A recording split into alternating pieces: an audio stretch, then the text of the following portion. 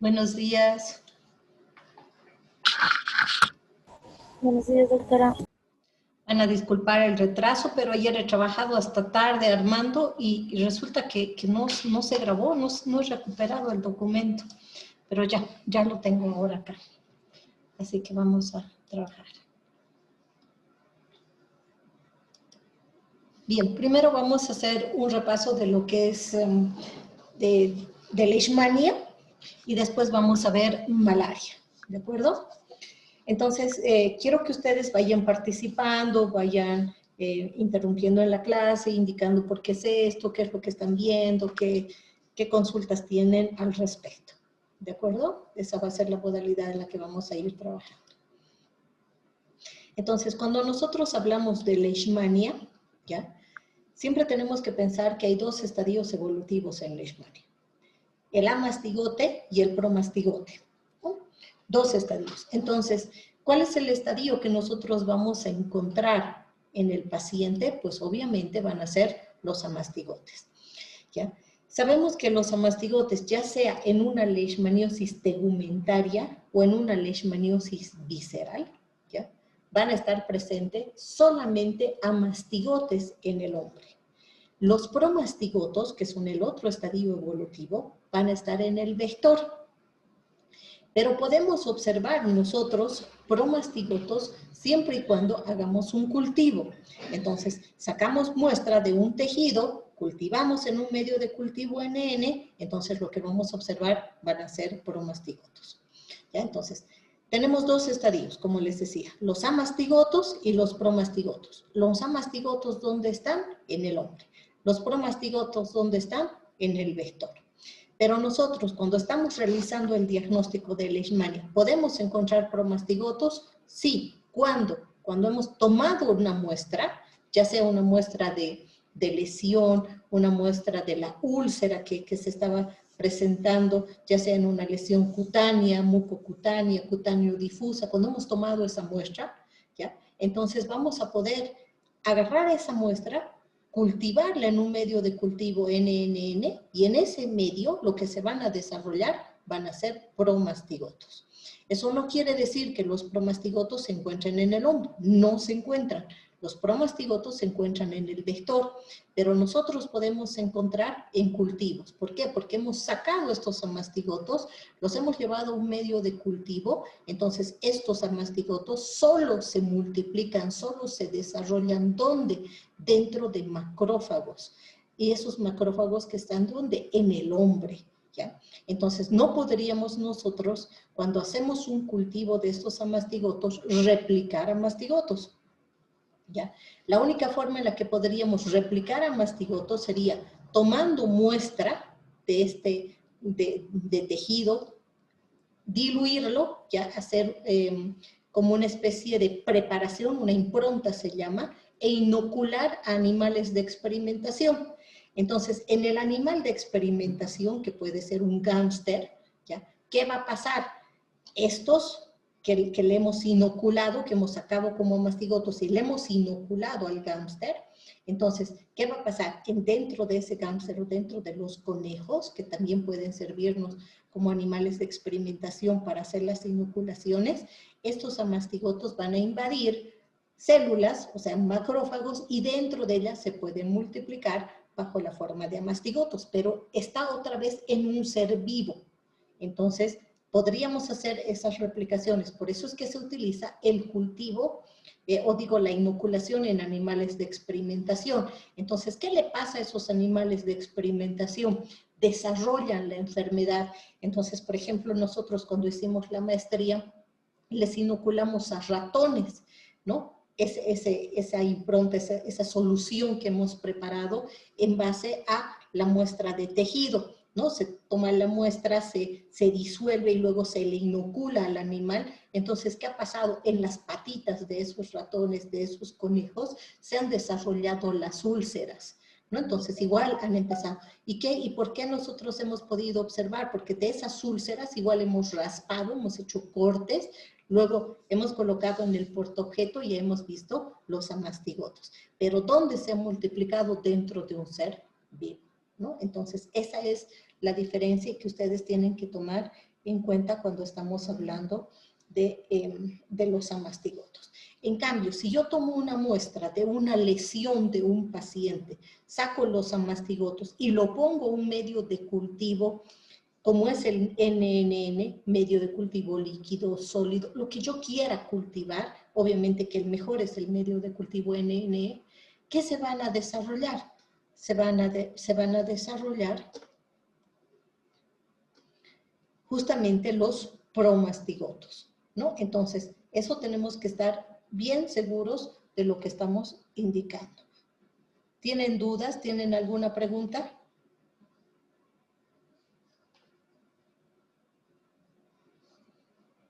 A ver, vamos a ir. Si yo tomo una muestra de la nariz de un paciente, ¿qué voy a encontrar? ¿Amastigotos o promastigotos? Amastigotos. Muy bien, Kelly. Amastigotos. Bien. Si yo agarro y hago un cultivo, tomo muestra de la lesión y hago un cultivo, ¿qué voy a observar? ¿Amastigotos o promastigotos? Promastigotos. Promastigotos. Bien. Saco muestra, hago una impronta, inoculo a un animal de experimentación, a un gámster. ¿Qué voy a encontrar? ¿Amastigotos o promastigotos? Amastigotos. Amastigotos. ¿Verdad? Muy bien. Entonces, eso estaría hasta ahorita claro. Ahora, en cuanto a las características morfológicas de estos, si nosotros observamos acá, miren, estos son amastigotos, estos son promastigotos. Entonces, ¿qué características morfológicas tienen estos amastigotos? Si los estamos viendo ahí, vemos, miren, ahí están, son ovaladitos, y lo que más se nota, esto que está teñido bien violeta, ¿no? Casi guindo, es el núcleo. Entonces, los amastigotos tienen la característica de ser ovalados, de tener un núcleo prominente, grandote, un kinetoplasto en forma de bastón, que en casi ninguno se nota, aquí se nota un poquito, aquí también, en el resto no, miren, prácticamente se ven los núcleos, ¿no? Esas son las características del amastigoto, ovalado, con un núcleo prominente y un kinetoplasto en forma de bastón. No tiene flagelo, no hay. Y podemos encontrar estos amastigotos extracelulares, toditos estos son extracelulares, miren, están sueltitos, o podemos encontrar intracelulares, es decir, dentro de una célula, dentro de un macrófago. En cuanto a los promastigotos, como ustedes observan acá, el promastigoto es alargado, no es, este es ovalado, este no es ovalado, este es alargado. ¿Cuánto mide más o menos este? Unos 20 micrómetros, entre 15 a 20 micrómetros. ¿Qué podemos observar? Miren, la característica igual, un núcleo prominente, grande, bien teñido, que vemos en toditos, ¿verdad? El kinetoplasto terminal, miren, no está adelante, no está al medio. Aquí, en la mayoría de los promastigotos, como ustedes pueden observar en esta figura, el núcleo se encuentra en la parte central. Eso es bien típico, bien característico. Miren, núcleo en el centro, ¿verdad? Luego tenemos este que está bien grande teñido acá, esos son los núcleos. Y estos acá pequeños, estos son los cinetoplastos o kinetoplastos, que como ustedes ven, tienen una localización terminal. Y de acá, de ese cinetoplasto, va a salir el flagelo. Aquí podemos ver claramente. Miren, ovalado, núcleo prominente, cinetoplasto, y del cinetoplasto sale el flagelo. No hay membrana ondulante aquí, no tiene, solamente es ovalado, no fusiforme, perdón, alargado, ¿ya? Alargado, con su núcleo ovalado grande, central, un cinetoplasto terminal, y de ese cinetoplasto sale directamente el flagelo. Esa es una característica propia ¿de quién? Del promastigoto. Y promastigoto solo hay ¿en quién? En Leishmania, no hay más. ¿Dónde vamos a encontrar estos? ¿Cuándo vamos a observarlos? Cuando estemos analizando al vector o estemos haciendo un medio de cultivo. Lo más seguro es cuando nosotros agarramos y cultivamos. Ahora, ¿qué es característico cuando se hacen los cultivos? Que estos promastigotes se ubiquen así, ¿ya? En forma de una roseta, entrelazando sus flagelos. Se entrelazan sus flagelos y por eso es que se lo ve así como rosetas. También obviamente los podemos encontrar libres, como estamos viendo aquí, solitos, pero también pueden estar entrelazados, los flagelos se entrelazan y podemos observarlo así, formando una roseta, ¿no? Ahora, en cualquier, no importa el tipo de muestra que nosotros hayamos utilizado, si lo cultivamos, observamos promastigotes. No importa el tipo de muestra que hayamos utilizado, si hacemos un frotis, una biopsia, ¿qué vamos a observar? Amastigotes. Entonces eso tiene que estar bien claro en lo que nosotros vamos a hacer, ¿ya? Ahora, las muestras que nosotros podemos obtener va a depender de si nosotros estamos hablando de una leishmaniosis tegumentaria, que puede ser cutánea, que puede ser mucocutánea o cutáneo-difusa, o si estamos hablando de una leishmaniosis visceral, que también se llama calazar. Entonces, si nosotros estamos hablando de una leishmaniosis tegumentaria, que no necesariamente va a ser cutánea, tegumentaria, entonces de una lesión tegumentaria que tiene 3 formas de presentación, no se olviden. Cuando hablamos de leishmaniosis tegumentaria estamos hablando de 3 formas de presentación. La leishmaniosis cutánea, que es piel, la mucocutánea, que generalmente es nariz, boca, ¿no? Y la cutáneo difusa, que también está en la cara, pero que no hay úlceras, sino más bien una formación hacia afuera. Entonces, cuando estamos frente a una leishmaniosis tegumentaria y tenemos una lesión cutánea, mucocutánea o cutáneo difusa, ¿qué podemos hacer? Frotis de esa lesión, cultivo de esa lesión, preparar biopsia de esa lesión, o también podemos hacer improntas, ¿para qué? Para hacer inoculación a animales de experimentación. ¿Ya? Entonces, ustedes tienen en la guía las diferentes formas de obtener la muestra, ¿verdad? Entonces, ¿qué es importante cuando nosotros vamos a obtener una muestra? Ya sea para hacer un frotis, para hacer un cultivo o una biopsia. Que no sea una muestra superficial, ¿ya? Tomen bien en cuenta eso, chicos. Si nosotros tenemos una lesión, ya sea en la mano, brazo, cara, nariz, y tomamos la muestra superficial de arriba porque, ay, me da pena cortar al paciente, le va a doler. Si tomamos una muestra superficial, no vamos a observar nada. Y vamos a dar un resultado erróneo porque va a ser un falso negativo. Le vamos a decir, no tiene leishmania. Y sin embargo, sí tiene. Entonces, no nos olvidemos que cuando vamos a tomar una muestra, ya sea para frotis, cultivo o biopsia, y esa muestra sea representativa, realmente sea buena y nos pueda dar un resultado correcto, tiene que ser profunda, ¿ya? Nunca superficial. Por eso, si ustedes leen la guía, dice, se hace un corte con una hoja de bisturí, ¿verdad? Pero no tomamos la muestra de sangre, porque no nos olvidemos que cuando hablamos de leishmania, no es un histoparásito, es un histoparásito, diré, no un hemoparásito. Entonces, la muestra tenemos que tomar ¿de dónde? Del tejido. Entonces, ¿qué es lo que hacemos? Hacemos el corte con la hoja de bisturí y luego raspamos tejido, ¿ya? No sangre, tejido. Por eso es que se toma la muestra con la misma hoja de bisturí, ¿ya?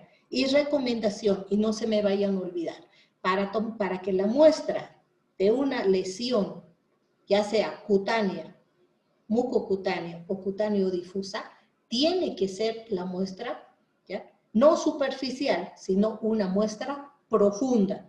Por eso hacemos el corte con hoja de bisturí, o también podemos utilizar jeringas para extraer el líquido, en el caso, por ejemplo, de lesiones cutáneo difusas. Saben que hemos visto, ¿se acuerdan? La cutáneo difusa es como un grano que sobresale en la cara, principalmente del niño. Entonces nosotros pinchamos con una jeringa, con una aguja número 26, que es lo ideal, y extraemos el líquido que está dentro de este. Y ese podemos realizar el frotis con ese líquido que hemos obtenido, un cultivo de lesión, o bien podemos utilizar luego hacer ya cortes de tejido para hacer preparaciones histológicas y poder observar también al parásito.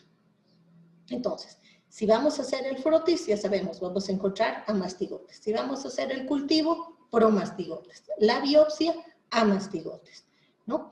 Entonces, ese va a ser en el caso de que nosotros hayamos sacado la muestra, obtenido la muestra, como les decía, de una lesión cutánea, mucocutánea o cutáneo difusa. Y podemos hacer cualquiera de estos. Andrea.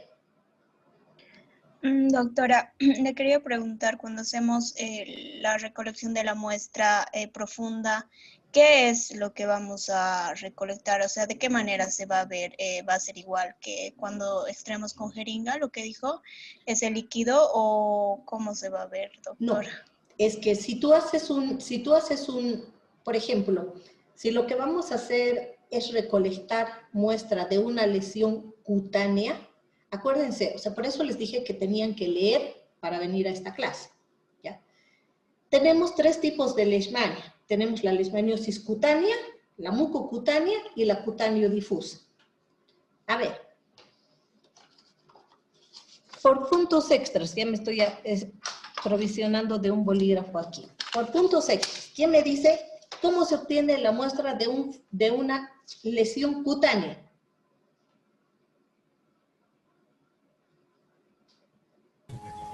Doctora, buen día. En una lesión cutánea, ¿tendría que rasparse con un bisturí en una plaquita de la parte de la lesión? ¿Qué es lo primero que tenemos que hacer? Corte de La asepsia. la asepsia. Luego, Se enjuaga con agua tibia. ya, después. Después vamos a tomar la muestra con movimientos giratorios. No, estamos hablando de una muestra cutánea. Cutánea ha sido mi pregunta. Ah, cutáneo. Sí. Omaira estaba bien. O sea, primeramente tenemos que hacer la limpieza de la lesión. Está bien. Después de hacer la limpieza de la lesión, tenemos que hacer la desinfección, porque si no van a desarrollar bacterias. El otro paso, ¿cuál era, Omaira? El raspado con un bisturí en una placa en la parte de la lesión. Antes de hacer raspado, ¿qué tenemos que hacer? Sería quitar, doctora, la costrita del contornito que tiene. Ya, quitamos la costra. Después, no se olviden que tenemos que hacer la incisión. El corte, eso, María Jesús, eso. Tenemos que primero cortar, porque si agarramos y decimos, lavamos, limpiamos, quitamos la costra y raspamos, ¿qué tipo de muestra estamos obteniendo? ¿Superficial o profunda? Superficial sería. Superficial. ¿No sirve esa muestra? No. No. ¿Qué tipo de muestra necesitamos? Tejido. Tejido, profunda, ¿no ve? Entonces, por eso hacemos el corte, y después de que hemos hecho el corte, con una gasita retiramos la sangre, esperamos que deje de sangrar, y una vez que ha dejado de sangrar, recién empezamos a realizar el raspado. Por eso tiene que ser una muestra profunda. Y después que hemos obtenido, estamos raspando, ¿qué? Tejido, ¿verdad? Entonces, eso que estamos raspando vamos a colocar directamente al portaobjeto. Ese portaobjeto lo vamos a dejar secar, vamos a fijar con alcohol y luego vamos a teñir con Giemsa. Eso es lo que vamos a hacer. ¿De acuerdo?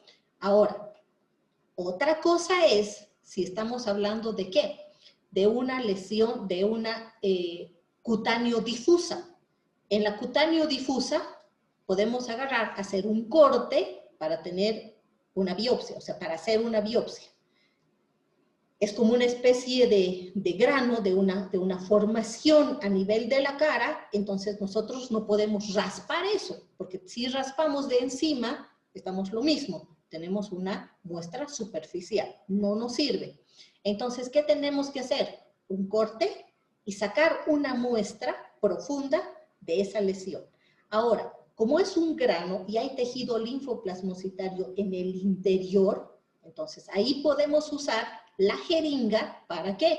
Para obtener ese líquido, pero de adentro. No voy a raspar la parte de afuera que estoy viendo ese grano. Voy a hacer el corte y voy a sacar la muestra ¿de dónde? De adentro.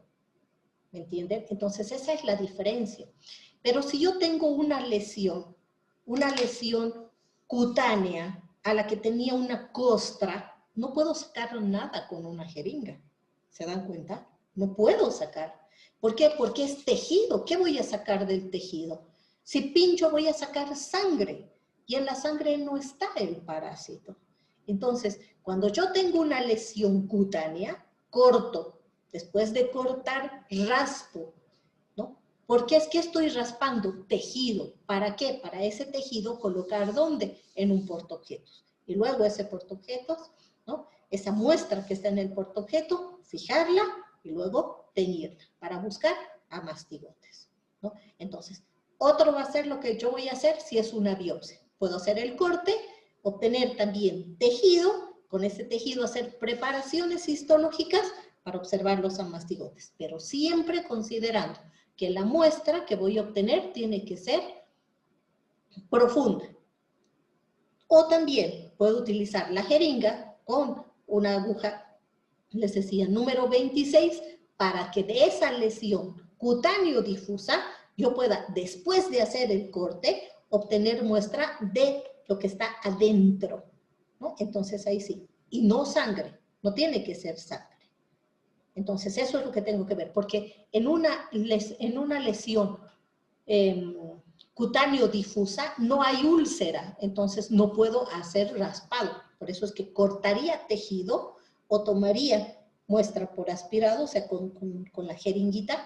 ¿Para qué? Para que luego que obtenga esa muestra pueda también hacer mi extendido y teñir. ¿Se dan cuenta de la diferencia? Sí, doctora, gracias. Ahora, cuando estamos hablando de una lesión mucocutánea, ahí es distinto. Porque ahora la lesión mucocutánea, ¿dónde se localiza? ¿Dónde está una lesión mucocutánea? En la parte de la nariz y por debajo del labio, de la boca. En el paladar, ¿verdad, Marisol? Sí, doctora. En el paladar. Entonces, ¿cuál es el primer? ¿Qué voy a hacer? ¿Qué es lo primero que voy a hacer con el paciente cuando ha llegado al laboratorio? Le Decirle tenemos al que decir paciente que que se enjuague la boca. Sí.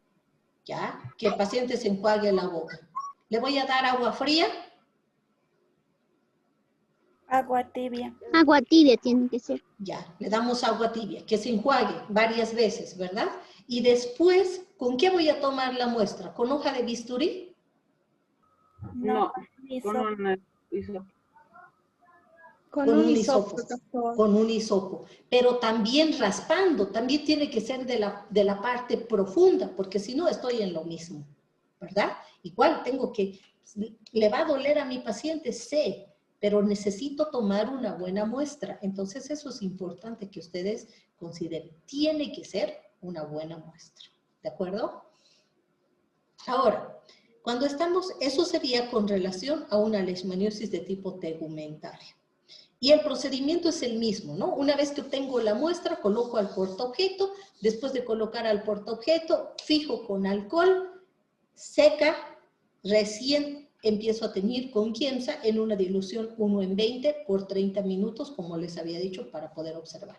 También se puede utilizar Wright, ¿no? Hay otras coloraciones que también podemos utilizar para las tinciones. Kiemsa es lo que más usamos, Wright también se puede utilizar en estos casos. Luego estamos frente a otro tipo de muestras para una leishmaniosis visceral. Si estoy con una leishmaniosis visceral, ¿dónde estará? Si yo les digo, este paciente tiene leishmaniosis visceral, ¿dónde se imaginan que está la lesión? ¿En qué vísceras?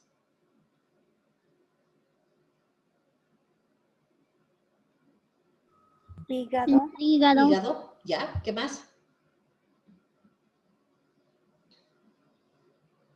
Principalmente, más que en hígado, ¿dónde se localiza? ¿Cuál es su localización más frecuente? Vaso.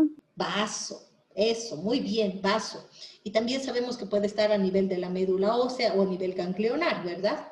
Entonces, si está en hígado, está en vaso, ¿creen que yo puedo hacer puedo agarrar y obtener una muestra por raspado? ¿Podré hacer, hablando No. de leishmaniosis visceral, un frotis de lesión? No, no se puede hacer. No, doctora. ¿Podré hacer un cultivo de lesión? Sí se puede hacer. ¿Cultivo de lesión? No, doctora. No, doctora. No puedo hacer ninguno. No puedo, porque si estoy hablando de lesión, quiere decir que si voy a hacer un frotis de lesión o un cultivo de lesión, eso querría decir que yo voy a tomar la muestra del hígado, del vaso, de la médula ósea para hacer, y no va a ser. No voy a hacer eso. Lo que sí voy a hacer es tomar una muestra por punción esplénica, por punción de la médula ósea o del ganglio. ¿Para qué? Para hacer un frotis, pero no un frotis de lesión, sino un frotis ¿de qué? De la muestra obtenida, que es distinto, ¿se dan cuenta? ¿Ya? Frotis de lesión es sacar de la mano donde tenía la lesión y hacer mi frotis, porque estoy sacando de la lesión directo al portaobjeto. Pero no es lo mismo cuando estoy hablando de una leishmaniosis visceral, porque no voy a tomar la muestra de la lesión. Voy a tomar una muestra ¿de qué? Voy a hacer una punción del vaso, una punción a médula ósea o a ganglio, y esa muestra que voy a obtener, ¿qué puedo hacer? Puedo hacer de esa muestra un frotis o un cultivo. Entonces vamos a hacer acá. Vamos a colocar esta, ¿ya? Vamos a separar así. Vamos a colocar, para que ustedes se den cuenta, vamos a poner así. Entonces, la muestra, ¿ya? Para hacer un diagnóstico de leishmaniosis visceral, ¿qué va a ser nuestra muestra?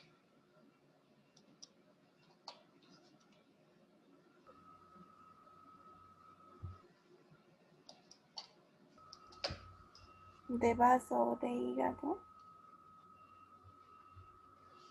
Va a ser la muestra obtenida por punción esplénica. Muestra obtenida por punción ¿de qué? De médula ósea. Entonces tenemos por punción, muestra obtenida por punción esplénica, por punción de médula ósea o por punción ganglionar. Esas son las muestras. Yo he obtenido una muestra realizando una punción esplénica, realizando una punción de médula ósea o de ganglio. Con eso, con esa muestra que yo he obtenido, ¿qué puedo hacer? ¿Cuáles serían los exámenes de diagnóstico? Frotis Cultivar. y cultivo. Es muy bien. ¿Se dan cuenta, verdad? Entonces, con esto, ¿qué puedo hacer? Un frotis. ¿Qué puedo hacer? Un cultivo. Con estas muestras, que no es lo mismo que este frotis y este cultivo, ¿verdad? ¿Se dan cuenta de la diferencia? Sí. Muy bien. O alguien no se da cuenta, sigue perdido. ¿Le parece que es lo mismo esto y esto? ¿Quién no se da cuenta? Para que podamos ver.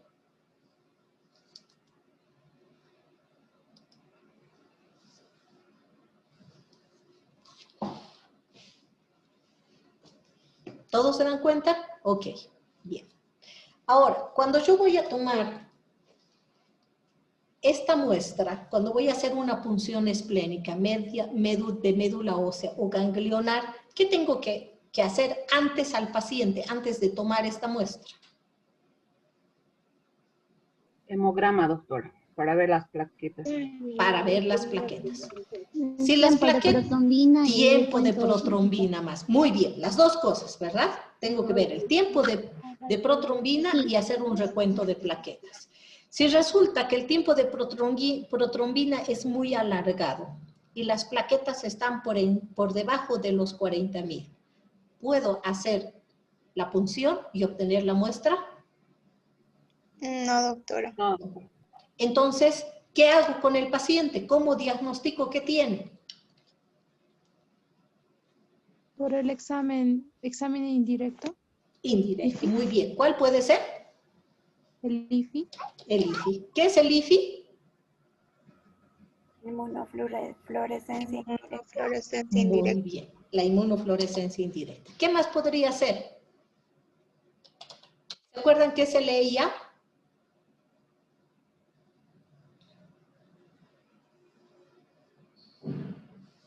Es un Los ensayo anticuerpos. inmunoenzimático, ¿verdad? Entonces, estos dos puedo hacer. Cualquiera de estos dos, ¿ya? Para detectar los anticuerpos. Entonces, no nos olvidemos que podemos hacer métodos directos como el frotis y el cultivo cuando la situación del paciente, las características del paciente me permiten tomar la muestra. Entonces, yo puedo tomar la muestra por punción, entonces puedo hacer un frotis o un cultivo de esa muestra que he obtenido. Si no es posible, porque tengo un tiempo de protrombina muy alto y un recuento de plaquetas muy bajo, entonces, ¿qué voy a optar? Por hacer un IFI o un EIA. Uno de esos dos. Y con eso tengo el diagnóstico. Entonces, si voy a hacer un IFI o un EIA, sé que voy a detectar anticuerpos. En cambio, si voy a hacer un frotis o un cultivo, entonces vamos a volver a estas figuras que puedo encontrar. Si he hecho de punción de tejido esplénico, voy a encontrar esto. Si ustedes se dan cuenta, los amastigotos son iguales, similares, solo que esto es tejido esplénico. Se ha hecho punción, se ha obtenido esta muestra, igual para hacer las punciones, igual utilizamos jeringas de número 26, o sea, con agujas número 26, ¿no? Muchas veces, incluso cuando se hace la toma de muestra de médula ósea, no se utiliza una jeringa común y corriente, se utiliza una bránula para poder llegar hasta la médula y obtener la muestra. Y lo que vamos a obtener son esa muestra que he obtenido y que yo voy a hacer el frotis, igual me va a permitir observar los amastigotos. Y si esa muestra yo la cultivo, voy a observar promastigotos. Estamos exactamente lo mismo que si fuera una lesión cutánea. Miren, esta acabamos de ver acá. Esta, voy a poner nuevamente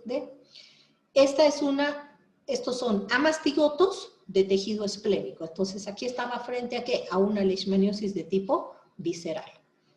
Esta es una muestra de frotis de lesión.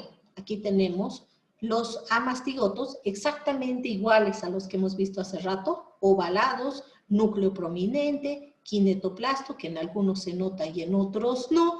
Y aquí tenemos un macrófago con amastigotos intracelulares. Aquí hay uno, aquí hay otro, ¿no? Y podemos observar esto. Acá extracelulares, aquí intracelulares. Pero si observamos, el amastigoto no cambia de forma, es exactamente igual. Ovalado con su núcleo prominente y su kinetoplasto. Exactamente lo mismo. Esto es médula ósea. Otra forma en la que hemos obtenido, hemos hecho una punción con bránula y ¿qué estamos viendo? Igualito, los amastigotos extracelulares e intracelulares, ¿no? Entonces esos, como les decía, no van a cambiar. Ahora, si en lugar de hacer un frotis de esa médula ósea, nosotros hemos hecho un cultivo, pues lo que vamos a observar van a ser los promastigotos. O sea, ahí no hay donde nos perdamos. Si hacemos frotis, observamos amastigotes. Si hacemos cultivo, observamos promastigoto. No importa de dónde venga la muestra. Eso es importante que ustedes recuerden. Entonces, volvemos a esta y nos vamos ya a los exámenes complementarios. ¿Hay alguna duda con relación a Leishmania?